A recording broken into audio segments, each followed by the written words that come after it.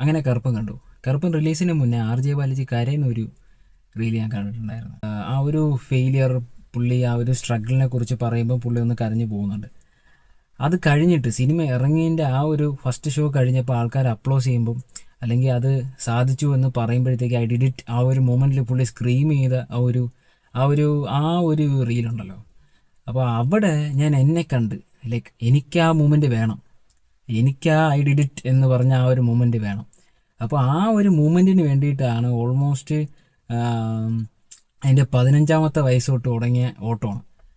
അപ്പോൾ ഇതുവരെ ആ ഒരു ഐ ഡിഡ് ഇറ്റ് എന്ന് പറഞ്ഞ ഒരു മൊമെൻറ്റിലോട്ട് എത്തിയിട്ടില്ല, പക്ഷെ ഞാൻ എത്തും. അപ്പോൾ ആ ഐ ഡിഡ് ഇറ്റ് എന്നുള്ളൊരു മൊമെൻറ്റിൽ വേണ്ടിയിട്ടാണ് എല്ലാവരും ഓടിക്കൊണ്ടിരിക്കുന്നത്. അപ്പോൾ അങ്ങനെ ഓടുന്ന എല്ലാവർക്കും ഒന്നേ പറയാനുള്ളൂ, RJ ബാലാജിക്ക് കിട്ടിയതുപോലെ തന്നെ നമുക്ക് എല്ലാവർക്കും കിട്ടും. പക്ഷേ ഓടണം, ഓടിക്കൊണ്ടിരിക്കണം.